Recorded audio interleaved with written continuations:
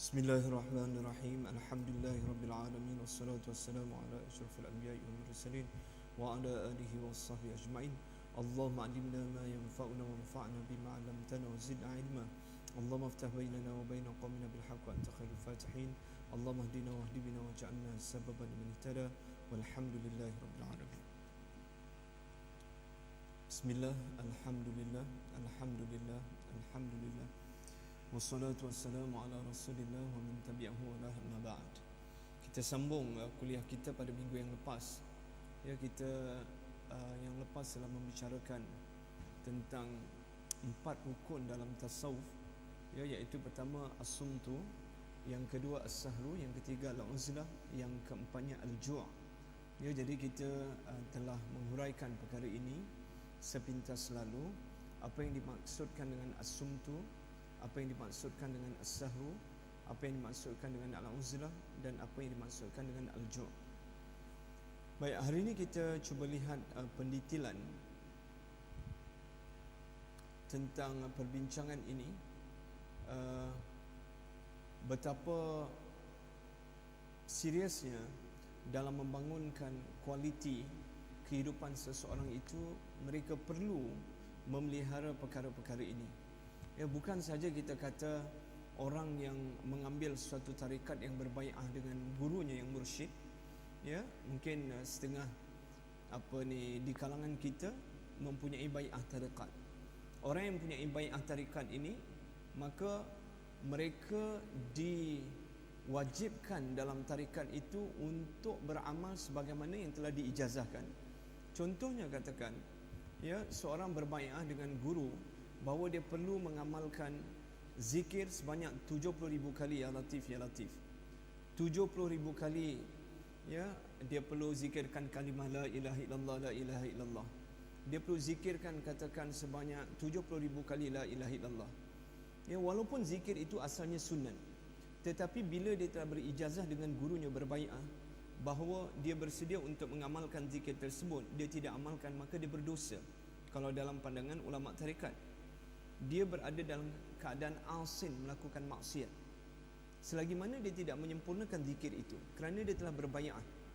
Itu kita kena faham bai'ah. Macam orang dalam silat, kan, kadang-kadang silat dia berbai'ah dengan guru dia, ya, bahawa saya berjanji akan mengamalkan, ya, ajaran silat, ya, katakan A ini, ya, dan setiap pagi saya akan zikirkan kalimah la ilaha illallah sebanyak 25 kali, ya, Rabbi najini min qaumiz zalimin sebanyak 40 kali, dan sebagainya. Setelah dia diijazahkan oleh gurunya, dia tidak beramal, maka dia dianggap, ia telah melakukan perkara yang bercanggahan dengan apa yang telah dibai'ahkan. Kalau dalam tarikat itu dosa dan maksiat, itu menjadi nuktatan sauda, titik-titik hitam. Jadi orang yang berbai'ah dengan suatu tarikat itu perlulah memastikan, ya, mereka itu mengikut amalan yang telah diijazahkan oleh guru-gurunya yang mursyid. Sebab itu tarikat, nanti kita akan lihat berapa banyak tarikat-tarikat yang popular di Malaysia ini. Ada 7 tarikat yang sangat terkenal, ya, yang mana tarikat-tarikat ini juga tersebar di kebanyakan dunia Islam, tetapi jumlah bilangan tarikat itu lebih daripada 100 jenis tarikat, ya. Jadi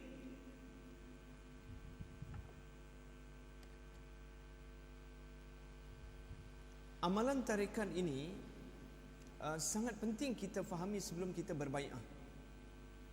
Kita contohnya nak berbai'ah dengan guru siapa, ya, maka kita pastikan betul-betul, tanyalah dahulu. Jangan kita main berbai'ah begitu saja, kerana ada banyak tarikat yang hak, yang betul, tidak bertentangan dengan syariat, dan ada juga tarikat-tarikat yang menyeleweng, ya, yang bertentangan dengan akidah Ahlus Sunnah wal Jamaah. Ini yang perlu difahami dengan baik, ya.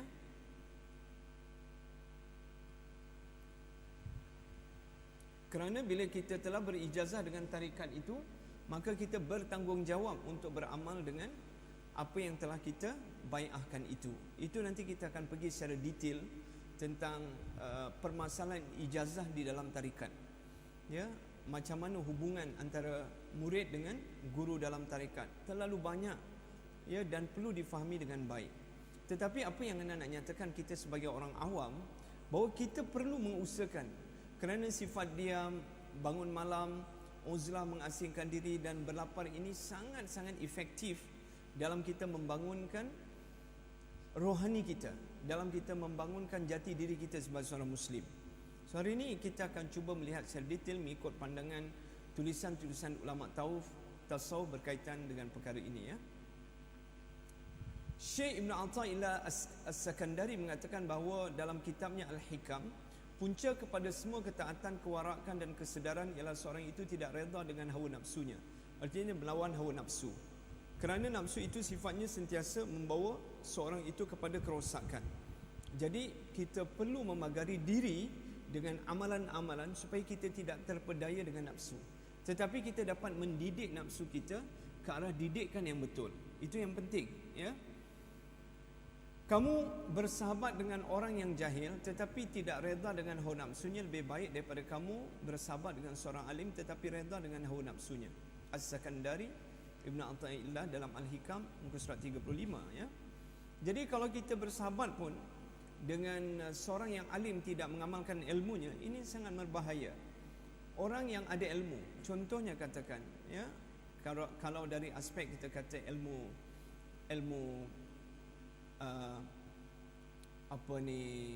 fardu kifayah ya, berapa ramai orang yang tahu, orang yang berpendidikan tinggi di universiti ini keluar dia akan jadi jurutera, dia akan jadi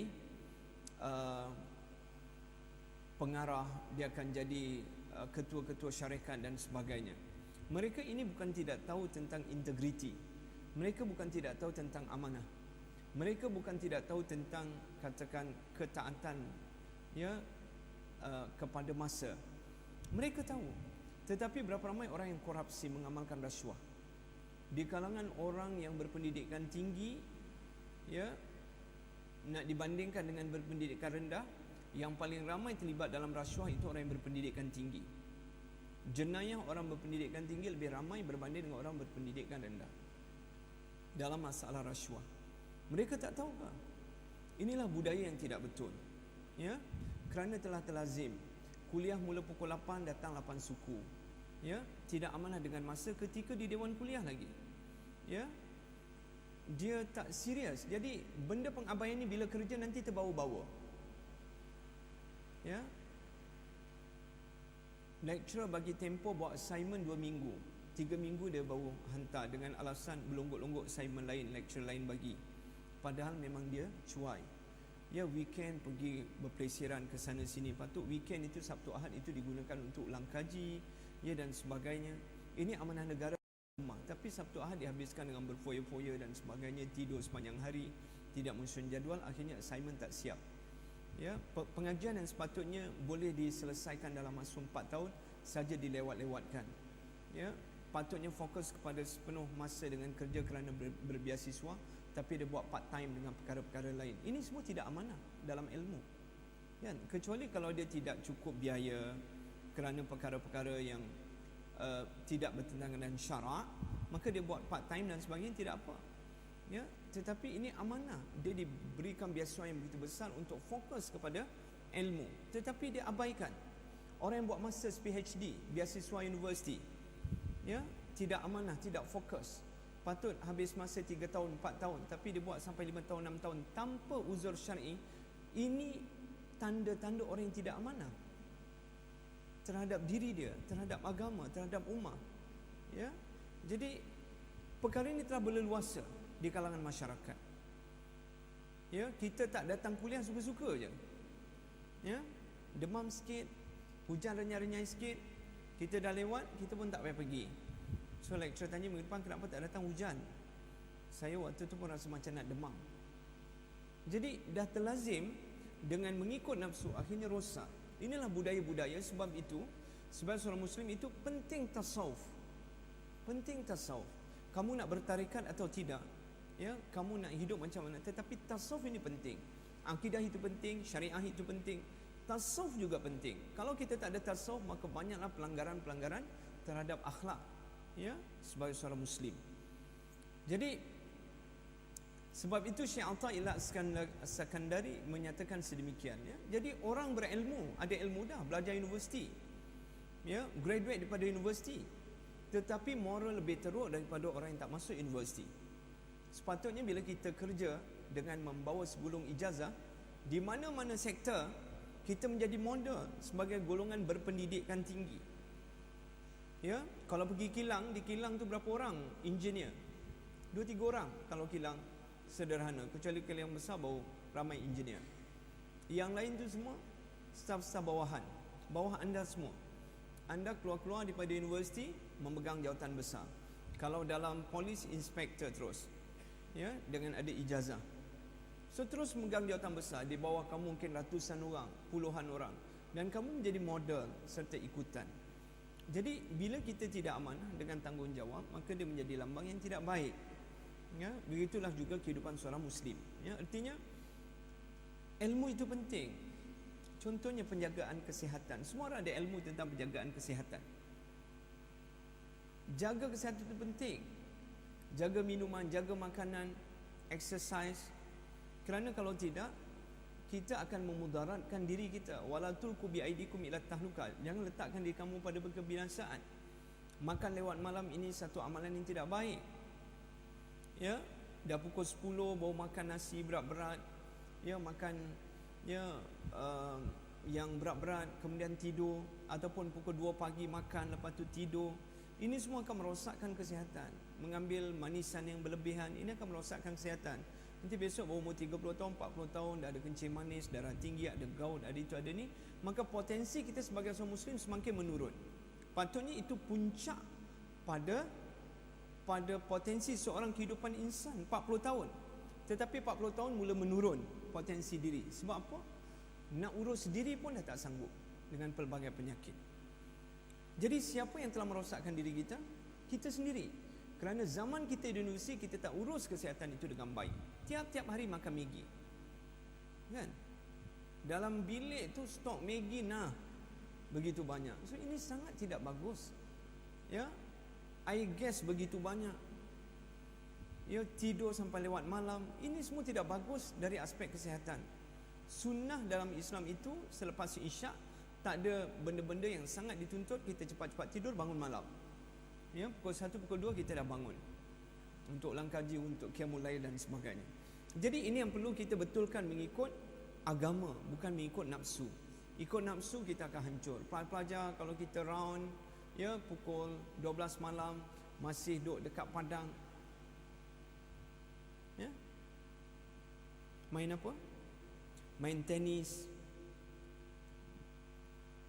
main basketball, ya, dan macam-macam lagi. Tengah bersorak, berlari sana sini. Ya, ini sangat tidak bagus dari aspek kesihatan. Riadah sampai pukul 12 malam main badminton, futsal, kan? Ada sekali anak ceramah dekat satu college tu, lepas isyak, habis pukul 11, lepas tu sembang-sembang dengan student 11.30. Anak balik tu anak pusing. Anak tengok dekat satu college itu main futsal lagi, lebih kurang 50-60 orang student yang melihat, yang tengok sambil minum, sambil sorak. So ini budaya yang tidak baik, ya, sangat tidak bagus. Ya, setiap hari kita tidur lewat dan sebagainya. So ini besok bila kita bekerjaya, dia akan menurunkan potensi diri, ya. Baik, ilmu apakah yang ada pada seorang alim yang redha dengan hawa nafsunya? Jadi kalau seorang itu alim berpengetahuan, pasti dia tidak akan redha mengikut hawa nafsu dia. Itu hakikat orang yang berpendidikan, kan? Macam antum semua, mahasiswa-mahasiswi adalah golongan berpendidikan. Maka kita kena gunakan knowledge itu. Hari ini knowledge di ujung jari, maklumat sangat mudah. Kita nak tahu apa type saja. Kemudian keesahan perkara itu kita boleh rujuk dekat ustaz-ustaz kita, ulama-ulama kita. Sangat mudah. Mobile sekarang, ya, kita boleh call siapa-siapa, ya, kita boleh cek nombor handphone siapa saja ustaz kita nak hubungi. Kita boleh tanya, tak ada masalah. Tentang perkara lain kita boleh usahakan. Kenapa? Tentang keperluan kehidupan kita tidak mahu lakukan. Kejahilan apakah yang ada pada seorang yang jahil tetapi tidak redha dengan hawa nafsunya? Ya. Dari segi teorinya, semua orang alim tidak redha dengan hawa nafsunya dan semua orang jahil redha dengan hawa nafsunya. Patutnya begitu. Ya, setiap orang alim itu redha dengan tidak redha dengan hawa nafsunya. Orang yang berilmu itu tidak akan tunduk pada hawa nafsunya. Ya, dan orang jahil itu kerana kejahilan biasa mengikuti nafsu. Tetapi kalau orang jahil boleh menjauhkan daripada ikutan nafsunya. Orang alim mengikuti hawa nafsunya menunjukkan inilah petanda dunia dah nak kiamat. Terbalik. Ya, sepatutnya orang yang mengetahui itu menjadi model yang baik, ya, tetapi sebaliknya. Ayah melakukan kemungkaran kepada anaknya, patut ayah itu memelihara keselamatan anaknya. Abang melakukan yang perbuatan yang tidak bermoral pada adiknya, patutnya abang itu memelihara keselamatan adiknya. Ya, pakcik makcik, ya, sepatutnya memelihara anak-anak saudaranya. Tapi pakcik makcik mengambil kesempatan kepada anak saudaranya. Ada satu kes ketika anak di Ulu Sepri Negeri Sembilan, di pusat BTN Negeri Sembilan. Ada satu kes ketika itu satu rombongan pelajar-pelajar yang bermasalah di seluruh Malaysia dikumpulkan, ya, dan diadakan program khusus, ya, pemulihan di Ulu Sepri Negeri Sembilan. Jadi ketika program itu diadakan, ada seorang budak lelaki, ya, dia tak boleh tidur waktu malam, ya, umur dia 15 tahun. Tak boleh tidur, sakit, tergolek kanan, tergolek kiri di atas katil. Lepas tu penjaga kawasan tersebut, ya, warden yang menjaga kawasan asrama lelaki tu tengok budak ni hari pertama tak tidur malam, duk gelisah, pagi penat. Besoknya dia tengok budak ni gelisah, dia pun panggil, kamu ni dah kenapa? Orang tidur kamu tak tidur, kan? Golek-golek kat atas katil resah, tak boleh tidur. Tak ada apa-apa encik, tak ada apa-apa. So orang tu pun tak tanya. So ketika program dijalankan tu, dia pun menunjukkan reaksi yang kurang upaya, mengantuk, letih sebab malam tak tidur. Jadi salah seorang fasil tu panggil dia, asingkan dia dan tanya apa masalah dia. Dia kata dia sakit, tak boleh tidur. Sakit apa? Dia kata malu nak cakap. So sebab kebetulan yang panggil tu fasil tu perempuan, lepas tu panggil fasil lelaki, tanya, tengok adik ni ada apa masalah, dia tak boleh tidur, dia kata dia sakit. Panggil adik tu, dia kata dia sakit pada kemaluan, budak lelaki. Lepas tu, apa masalah kamu? Kenapa kemaluan kamu? Ingat kena gatal ke kurap kayak, bawalah ke hospital. So budak ni disahkan doktor menghadap siflis, ya, dan positif HIV, ya. Jadi terkejutlah apa ni semua yang terlibat dalam program tersebut. Macam mana budak umur 15 tahun dah positif HIV, ya, dan berkudis keliling kemaluan dia, ya, bernanah-nanah. So bila tanya, dia kata dah setahun dia mengadakan hubungan dengan makcik dia yang balik daripada luar negara. Maka bila pengakuan budak tu dibuat, maka keluarga dia di utara telah ditelefon dan datang ke pusat latihan tersebut, ya. Bila ditanya, sangat terkejut. Mak ayah budak ni orang kampung, dia duduk di kampung. Macam mana makcik dia boleh ajar benda yang tak baik? Makcik ni lepasan luar negara, masih bujang, artinya seorang anak dara tua, ya, yang tak kahwin lagi tapi berkerjaya. Rupanya ketika hidup makcik dia ni di luar negara dah biasa melakukan maksiat. Jadi bila balik Malaysia, ya, dia susah kerana tak kenal orang. Jadi mangsa itu anak saudaranya ketika itu umur 14 tahun. Diajar benda yang tak baik. Sepatutnya makcik itu mendidik benda yang baik, kan, pada anak saudaranya. Tapi segala-galanya telah terlewat. Inilah masalah yang berlaku dalam kehidupan masyarakat. Yang kita katakan, ya, bila tidak ada akidah yang betul, tidak ada syariah yang betul dan tidak ada tasawuf yang tinggi, maka ilmu yang ada itu digunakan untuk benda yang salah. Patut dengan berpengalaman yang luas itu mendidik anak saudara supaya maju belajar, ya, pergi ke luar negara belajar macam dia. Tetapi dia pergi luar negara belajar yang tak baik, ajar pada anak saudara yang baik menjadi rosak. Baik. Dengan kata lain, ilmu itu sepatutnya mengandungi ilmu mengenai tipu daya hawa nafsu. Jahil itu termasuk jahil mengenai tipu daya hawa nafsu. Jadi sepatutnya ilmu itu ilmu yang membimbing kita, ya, menjauhkan kita daripada segala benda-benda yang negatif.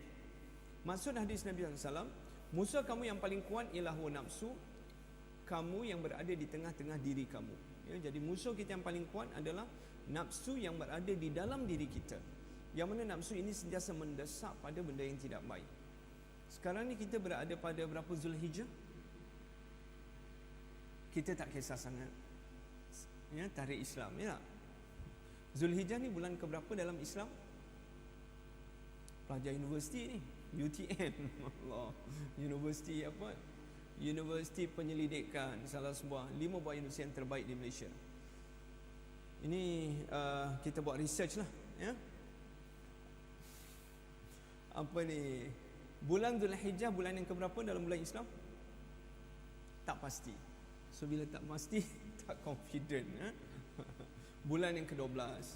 Ya, kita berada di hujung tahun dalam bulan Islam. Bulan Zulhijjah adalah bulan yang ke-12 dalam bulan Islam. Selepas Zulhijjah apa? Muharram, ya. Semua ingat nasyid kan? Muharram, Safar, Rabiul Awal, Rabiul Akhir, dan seterusnya. Jadi sekarang ni, hari ni kita berada pada 2, ya, Zulhijjah. Ya, Maghrib dah masuk yang ketiga. Ya, Maghrib ni dah masuk yang ketiga. Tadi kita berada hari yang kedua. Kalau di Makkah ini, jemaah haji semua sedang dinasihatkan. Kalau pengalaman Ustaz di Tanah Suci Mekah, sekarang ni jemaah haji semua dah tertumpu di Mekah. Di Madinah dah kosong dah. Ya, di Madinah sekarang dah mula kosong, kecuali kebanyakannya negara-negara lain. Kalau Malaysia semua dah tertumpu di Mekah. Dan mereka dinasihatkan supaya kurangkan aktiviti luar, jaga kesihatan. Kerana 8 hari bulan Zulhijjah ini mereka akan diangkat pergi ke Arafah untuk berwukuf. Ya, untuk wukuf di Arafah. Al-Hajju Arafah. Haji itu Arafah. Bagi kita yang tidak menunaikan haji, 9 hari ini daripada hari pertama Zulhijjah sehingga hari 9 Zulhijjah ini adalah masa yang sangat digalakkan untuk kita meningkatkan ibadah. Ya, meningkatkan ibadah selain daripada kita mengambil bahagian dalam korban. Ya, dan kita digalakkan berpuasa sunat. Dan kita digalakkan untuk meningkatkan qiyamul lail, zikir, tilawatul Quran dan puasa-puasa sunat. Paling tidak jagalah puasa sunat Isnin Khamis. Siapa jaga Isnin Khamis pun paling tidak dia dapat 3 hari. Hari ni hari Khamis, ya, dan hari Isnin depan pada 9 Zulhijjah. Jadi paling tidak kita dapat 3 hari daripada tak dapat terus, kan? Jadi paling tidak kita dapat 3 hari. Jadi sebagai seorang Muslim, kita kena tahu bulan-bulan yang penting dalam Islam ini. Ini semua bulan yang sangat bermakna untuk kita tingkatkan munajat kepada Allah. Bulan-bulan yang sangat besar kelebihannya, dan begitu banyak hadis tentang kelebihan bulan-bulan ini. Nanti bila 10 Zulhijjah itu, ketika hari wukuf di Arafah, ya, maka semua masyarakat Islam akan berada di sana, dan ketika itu Allah SWT akan bukakan hijab di bumi Arafah, ya, yang mana pada hari tersebutlah doa di padang Arafah mustajab. Sehingga siapa yang berada di padang Arafah ketika itu mengangkat tangan berdoa dan dia tidak yakin bahawa doanya dimakbulkan oleh Allah, dia telah melakukan maksiat kepada Allah. Ya, semua jemaah haji yang berada di Arafah, ya, bila mengangkat tangan dia kena yakin bahawa doa dia terus dimakbulkan oleh Allah tanpa hijab. Doa mustajab di bumi Arafah hanya berlaku pada hari Arafah saja. Selain daripada hari itu, bumi Arafah macam bumi yang lain, ya, kecuali pada hari Arafah.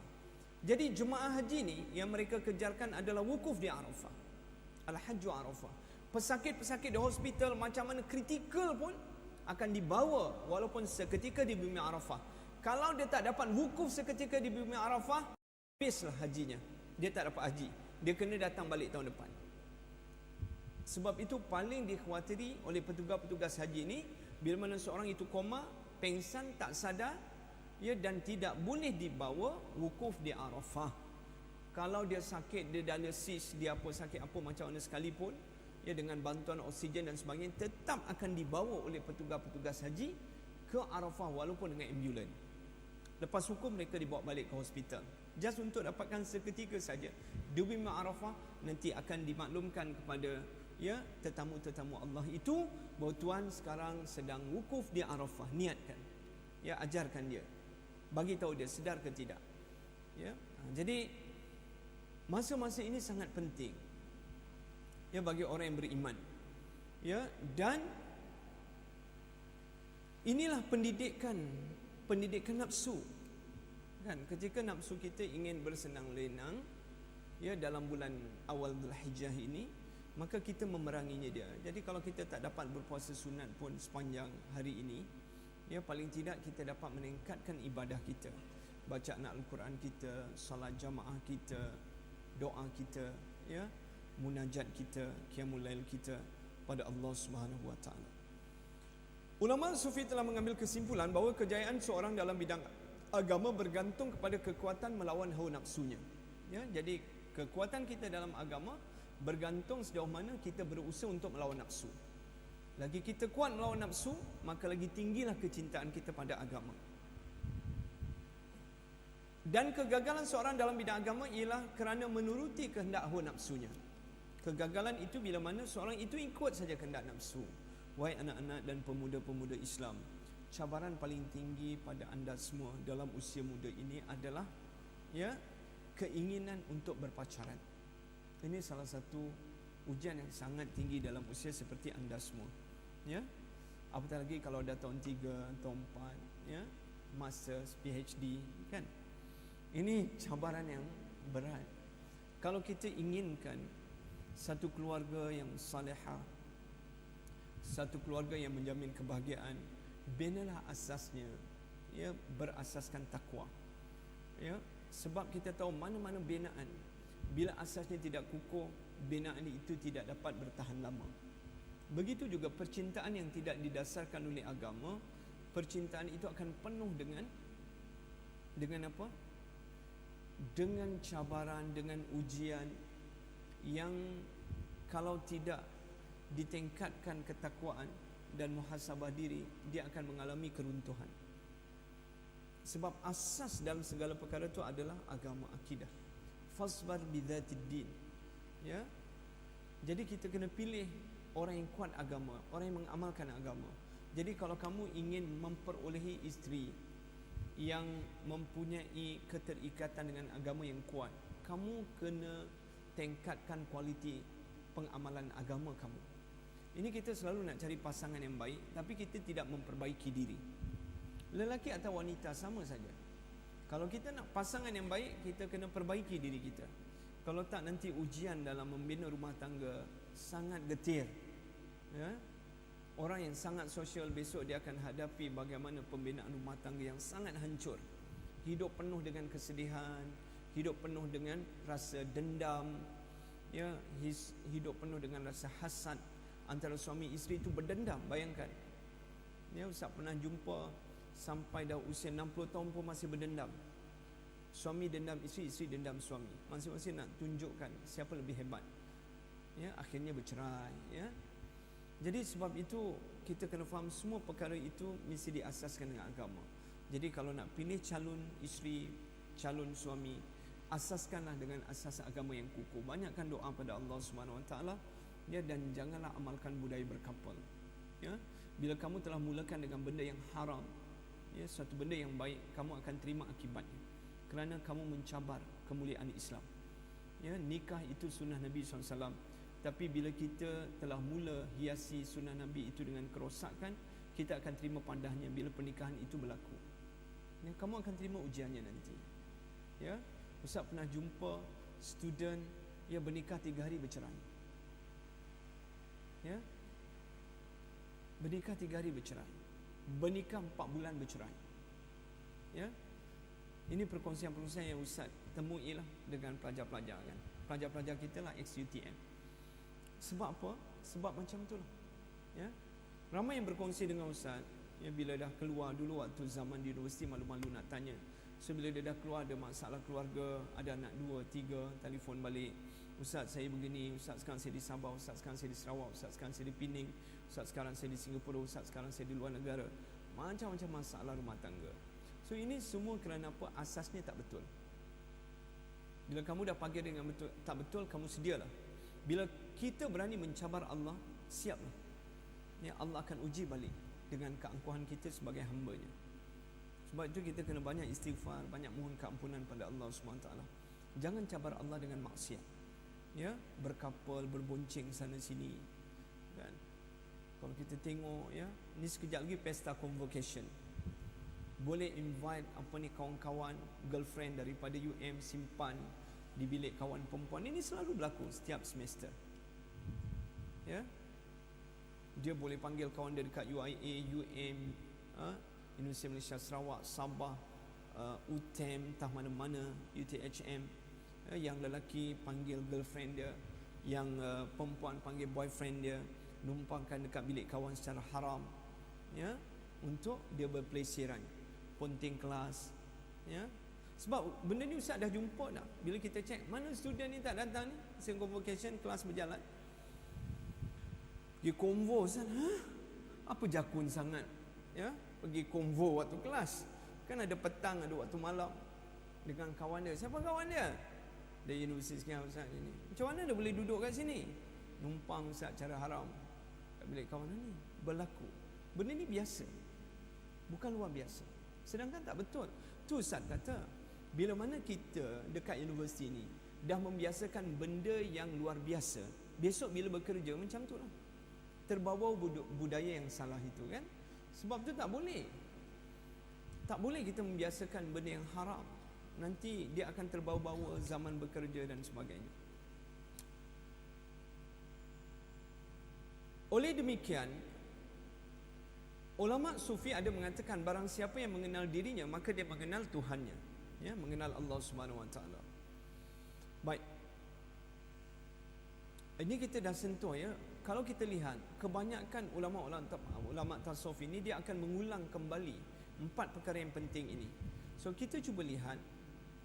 Ini Ustaz dah sentuh kata Imam Malik pada minggu lepas, man tasawwafa wa lam yatafaqqaha faqad tazandaqa, wa man tafaqqaha wa lam yatasawwafa faqad tafassaqa, wa man jama'a bainahuma faqad tahaqqaqa. Siapa yang bertasawuf tetapi tidak bertafakuh, memahami ilmu, maka dia telah zindik, iaitu sesat. Dan siapa yang bertafakuh tetapi tidak bertasawuf, maka dia telah fasik. Dan sesiapa yang telah menghimpunkan kedua-duanya, maka dia telah tahqiq, iaitu mendapat hakikat ilmu yang sebenarnya. Baik, kita lihat, ya, Ustaz nak pergi apa kepentingan, ya,